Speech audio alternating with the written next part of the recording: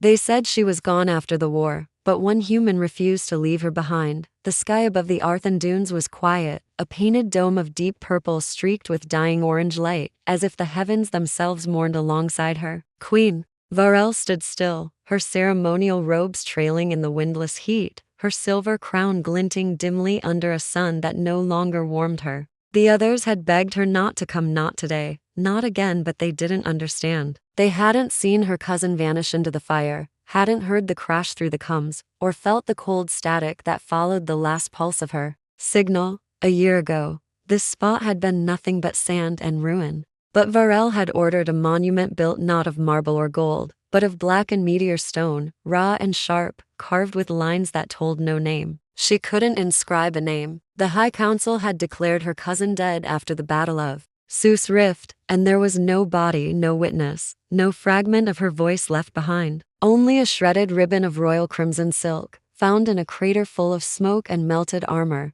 Varel had clutched that ribbon for weeks, pressing it against her chest, inhaling its char and memory until it crumbled between her fingers. They told her the girl had gone down with her wing of storm fighters, sacrificing herself to destroy the final dreadnought that threatened the evacuation route. They called it noble, heroic, strategic. But none of that mattered when Varel still dreamed of her, still heard her laugh echoing through the stone corridors of the palace, still saw her eyes light up with defiance. In every memory of their childhood, they had grown up side by side to daughters of different houses but bound by blood and fire, whispering plans into the night when they were too young to know what war would one day take from them. Now all Varel had left was this, an empty grave, a ruin of words, and a pain that wrapped around her rib cage like a serpent of frost. She knelt, pressing her palm to the obsidian marker, letting the cold leach through her skin. Her voice trembled as she whispered, "Lyra, I failed you." She had spoken the name that no one else would, not aloud, not in public, and for a moment she thought the wind answered, carrying dust, memory, and a feeling she could not explain. She stayed long after. The sun had set, her silhouette swallowed by shadow, her guards kept at bay by orders they didn't dare challenge. In the stillness of a dying world, Queen Varel wept not as a ruler, but as the last soul who remembered a girl whose fire had once lit the stars. The first time Oentrez saw her, she was no more than a broken shape in the dirt, barely breathing, half buried beneath the smoldering remains of her fighter's forward hull. The battlefield around them still shook from distant orbital shelling, every shockwave rattling his bones as he moved through the scorched landscape with nothing but a cracked visor and a medkit running on reserve power. His orders were clear: extract human survivors only. But orders don't hold their weight when you see a hand reach from the wreckage, fingers trembling, blood trailing in the air like smoke from a dying flame. He didn't know what made him run toward her. Maybe it was the sound she made, a low, rasping breath like someone caught between life and surrender. Maybe it was the color of her hair, black with streaks of red that reminded him of the sunsets on Earth before the skies turned gray. Or maybe it was the way she tried to lift the jagged blade beside her, even as her arms failed, as if she still thought she had one more fight to give. Owen shoved the wreckage aside with burning hands, feeling the metal sear his gloves, and pulled her out. She was barely conscious, face covered in soot and blood, lips cracked, body shaking, but she was alive. He carried her for nearly a kilometer through smoke and falling ash, hiding from automated patrol drones and scavenger crews that picked clean the remains of both Terran and alien dead. Every step was a risk. If command found out he had diverted for a non-human combatant, especially one in royal regalia, they'd strip his rank and throw him in solitary. But she never let go of his jacket. Even in her unconsciousness, she gripped the edge of it like her life depended on that thread of fabric, and somehow he felt the weight of her will, stubborn, bright, and furious even in sleep. When they reached the ruins of a collapsed trade outpost, he rigged what was left of the power grid to stabilize her vitals. He stripped off her burned armor, applied salves and sealants to her wounds, and tried to guess at her physiology with nothing but a tattered field manual in desperation. She had burns across her left shoulder, a fracture in her clavicle, and at least one punctured lung. But her heart, alien as it was, beat strong, relentless. It was a rhythm he began to memorize in the quiet hours between alarm bursts. He called her Ash at first. She couldn't speak, couldn't remember her name. The head trauma was severe, and her language, a melodic, sharp-toned dialect, was unlike anything his translator could process. But when she finally opened, her eyes golden and glowing faintly even in the dark, she met his gaze without fear, as if somewhere deep inside she understood. He should have handed her over, should have left a beacon, but instead,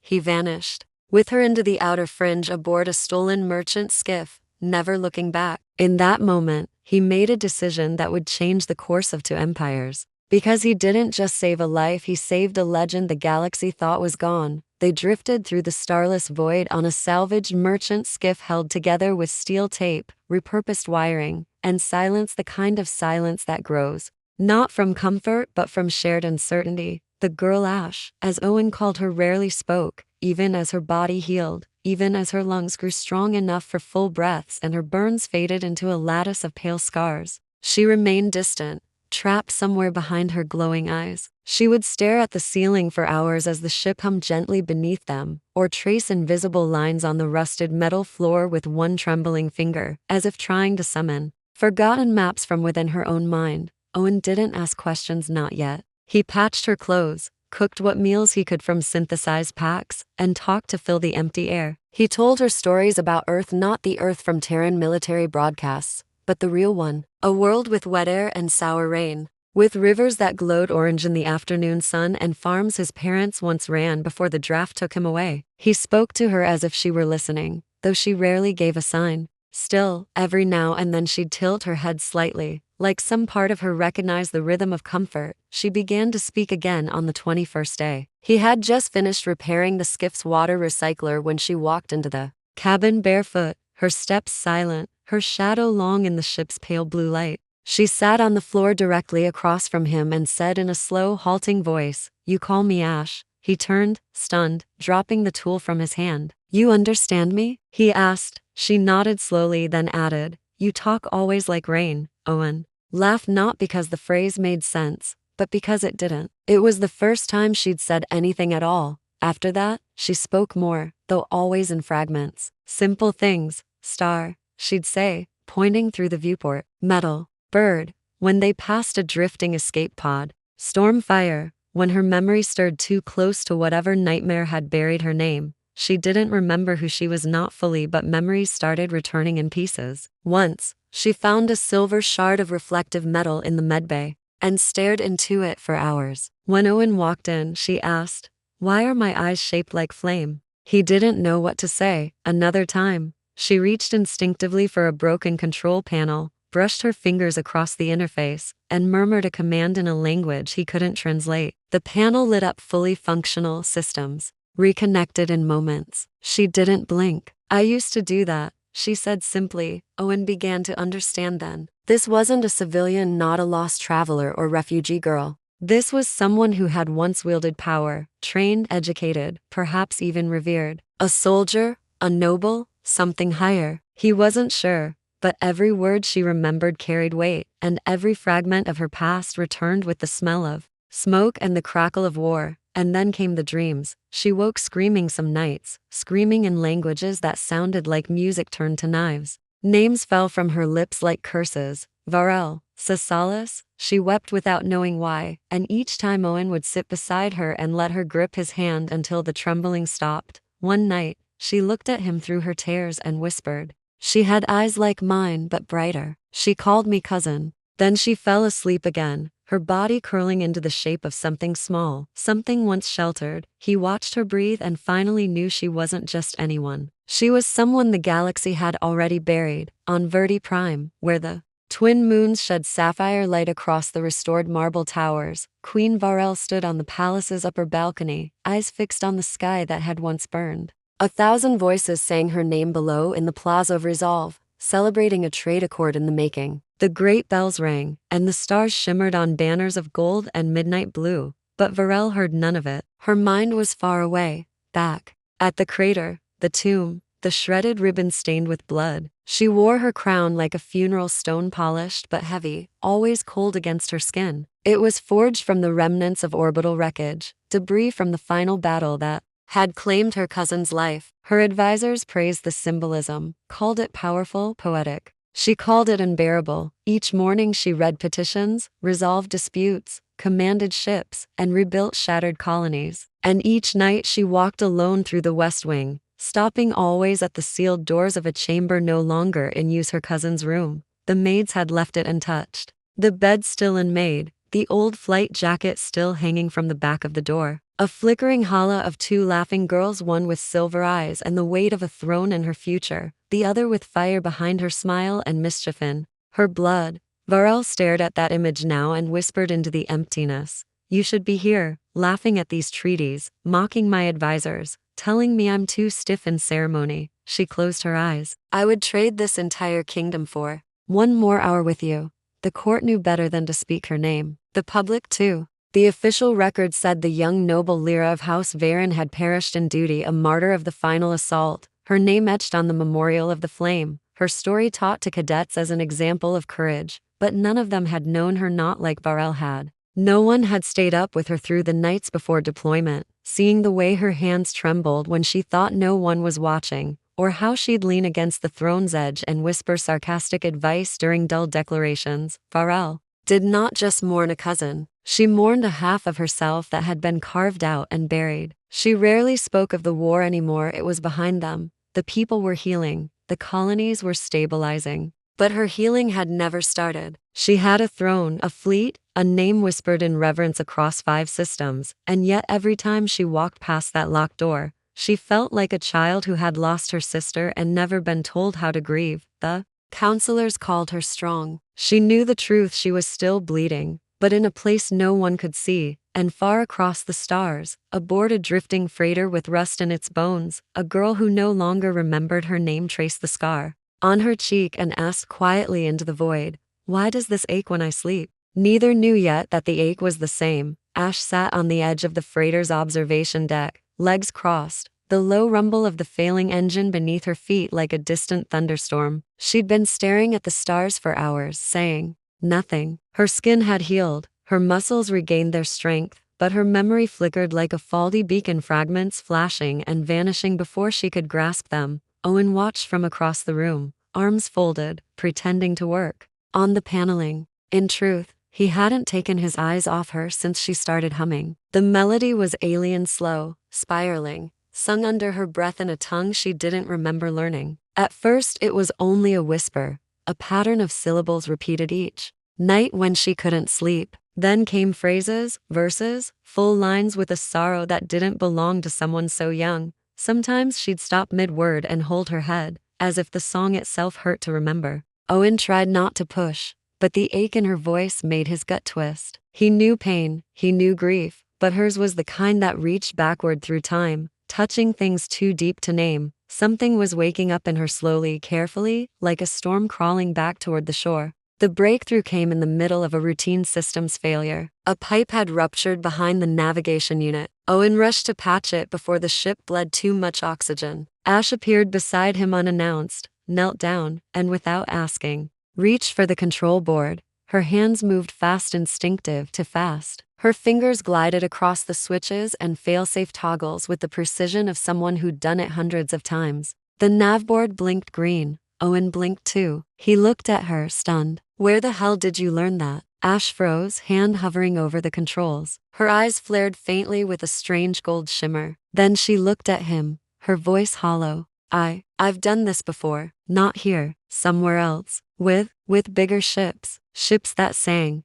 Sang? He asked. She nodded. They used to sing when I sat at their core. Not out loud, just in the walls. Then she stood up and walked away, leaving the panel humming softly in her wake. Owen didn't follow, not immediately. He needed to process what he had just seen. That wasn't training. That was memory. Later, he found her in the cargo hold, curled up on an old shipping blanket, staring at a bent piece of metal she'd scavenged from the wreckage of a shuttle they'd passed last week. She held it like it meant something, even though it was just debris. When he asked what it was, she answered without looking up. It was on my shoulder. It used to mean I belonged. She showed it to him, a partial insignia, warped, scorched, half erased, but unmistakably royal. The crest of House Varen. Owen knelt beside her slowly. Do you remember now? Ash turned to him, and for the first time he saw fear behind her eyes. I think I wasn't supposed to live. He wanted to tell her she was wrong, but the way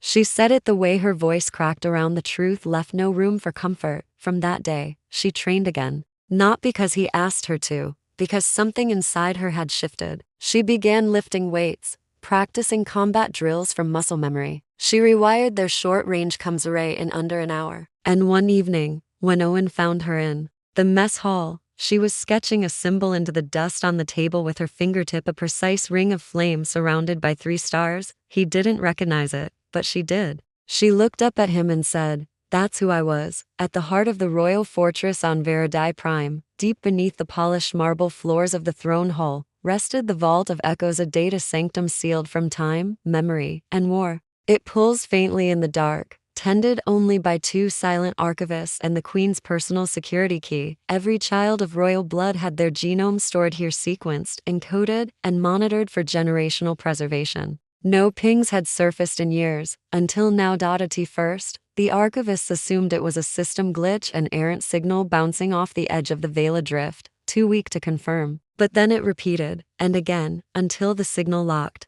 Biomatch. 99.98% female, age drift plus 4 cycles status, active. Queen was summoned immediately. She arrived within minutes, the room bowing to her presence, her cloak still trailing dust from the canyon temple she had just visited. The archivist didn't speak at first, he simply handed her the tablet, eyes wide, throat dry. Varel stared at the data. Her breath stopped. Name, Lyra Varen. Status, biological life confirmed. Signal source, Fringe Sector 47,000. Vessel ID, obscured last known transponder, human civilian clasher. Knees buckled, but she caught herself on the edge of the console. No, she breathed. She read it again, then again. Each time it said the same thing. She dropped the tablet. The room went completely still. "Prepare my ship," she whispered, voice breaking. "Not the escort fleet, just the Ark. And no one speaks of this, not until I see her with my own eyes." The guards moved, the archivist bowed, but her hands remained clenched, shaking at her sides. The very foundations of her grief were crumbling beneath her feet. For years she had ruled in the shadow of a death she never fully accepted, and now,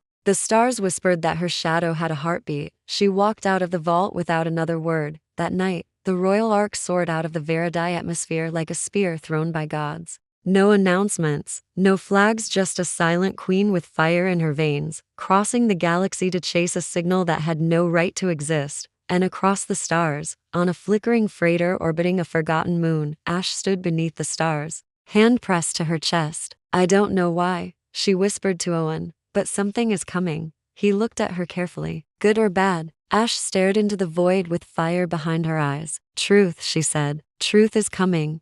The ark descended. With no trumpet, no heralds, no royal retinue of cloaked emissaries. It was quiet, almost mournfully so, as it slipped through the dense fog of the Vela drift and approached the fractured orbital path of the forgotten moon where the signal had last flickered. Its halls shimmered with living metal, curved and elegant, a vessel that had not flown since the last royal funeral. And now, for the first time since the war, the Queen herself was inside, standing still, one hand gripping the edge of the forward viewport as the planet's shape sharpened beneath her. Her crown had been left on the altar back home. Her ceremonial robes had been folded and sealed in the trunk beside her chamber door. She had come not as a ruler, but as a seeker. She had not slept in the 2 days since the signal reached her hands. She hadn't dared sleep, would invite doubt, and she could not afford to break under its weight. In her mind, she kept seeing the image of a girl running barefoot across a sunlit hall, laughter trailing behind her like a comet's tail. That was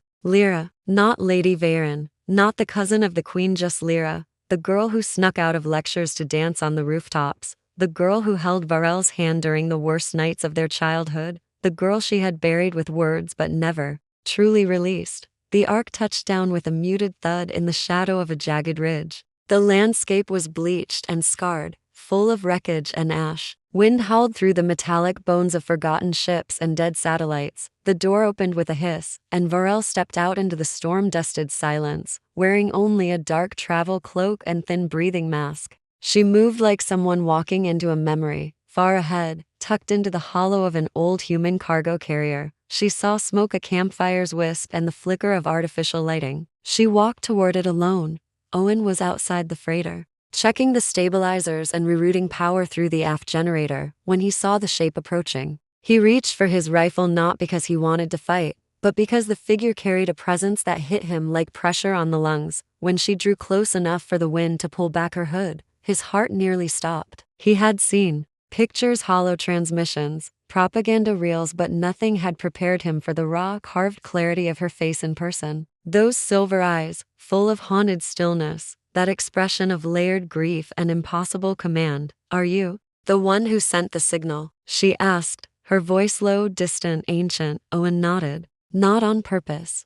"Where is she?" He stepped aside. "She's inside. She doesn't remember everything, but it's coming back." Varel's lips parted slightly. She hesitated just once, then she climbed the ramp into the freighter, her breath catching as she crossed the threshold. Inside, the lights were dim. A few blinking consoles hummed in the background, and at the center of it all, seated on the floor with her knees pulled to her chest, was the girl with the fire-colored eyes. She looked up. The silence that followed was louder than anything Varel had ever known. Lyra blinked slowly, her head tilted, her breath hitched. Then softly, she whispered, "You're not real." Varel fell to her knees. She didn't answer with words. She reached out, hands trembling, and touched the girl's cheek, brush of knuckles over skin once believed buried in ash. Lyra flinched but didn't pull away. Her fingers reached up tentatively and found the matching scar on Varel's left wrist, the one she had given herself as a child when they made their blood pact. Lyra whispered,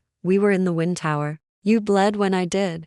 And Varel nodded. "Yes," she said, voice breaking. "Yes, it's me. And you're alive." Lyra collapsed forward into her arms, and the queen wept for the years lost, for the memories stolen, and for the miracle that no throne, no empire, no war had ever given her before. The return of the one soul she had never stopped loving. The fire in the freighter's galley burned low as night closed in over the drifting moon. Owen sat just outside the open hatch, legs dangling over the edge of the metal frame, listening to the murmured voices inside. For the first time since he'd pulled that girl from the ashes of war, he felt something ease in his chest, not release. Not yet, but the kind of stillness that comes when the storm has passed and you're still breathing. The queen had not spoken to him again after that first exchange. She had gone straight to the girl, and he had not followed. He knew better. Some reunions belong to blood. Inside, Varel sat cross-legged across from Lyra, watching her with the reverence of someone witnessing the return of a ghost. Lyra had changed already, her posture straighter, her eyes sharper. The girl who had only whispered her way through days of half-memory now spoke in full sentences. She recited training rituals without hesitation, named royal instructors long dead, and when Varel asked if she remembered the day of the siege, Lyra didn't cry. She simply said, "I saw the sky open. I heard you screaming through the cums. I thought I was dead. Then he found me." Varel's gaze softened. "And he kept you alive?" Lyra nodded. "He taught me to walk again, to eat, to breathe without shaking. He defied his command. He disobeyed his own people's laws." Lyra looked at her cousin, the weight of understanding settling into her expression. "Then he's the reason I'm still here. Not your fleets, not your treaties, just him." Varel turned toward the hatch, eyes finding Owen's silhouette in the dark. Then she stepped outside. Owen looked up as she approached. He rose instinctively. "Your Majesty," she stopped him. With a single gesture, no titles. "Not for this." He stiffened, unsure. "You broke the law," she said. "You vanished into the fringe. You hid a royal child from the governments, 7 sectors, and the council itself." He nodded. "I did." She stepped closer. "And I would have had you executed in another lifetime." He held her gaze. "I know, but not this one," she whispered. Then she held out her hand. "You didn't just save a life, you carried a soul when no one else could. You walk with us now. Not behind, not beneath. With." Owen took her hand. Behind them, Lyra stepped out into the moonlight, her figure no longer shrouded by confusion or fear. "I'm not Ash anymore," she said quietly. "I remember who I am." Varel smiled through tears. "Lyra Varen." The name hung in the air like fire. "Rekindled." Lyra nodded. "But he gave me a name when I had nothing. I'll keep that too." And so she stood between flame and shadow, born of war, shaped by silence, remembered by blood, but kept alive by a soldier with no crown and everything to lose. And the stars above, long silent, seemed to hum. The royal palace on Veridai Prime hadn't seen such unrest since the signing of the ceasefire years ago. Word of the queen's disappearance had spread like wildfire in her absence, silencing gossip with panic and raising tensions in the High Council. Some feared an assassination, others whispered rebellion. No one expected what came next. The ark's return split the clouds above the capital in a trail of gold light. It moved slowly, intentionally so, letting every sensor, camera, and open sky feed catch sight of its impossible cargo. The queen walked first, cloak billowing behind her, expression unreadable as she stepped onto the marble descent ramp beneath the central spire.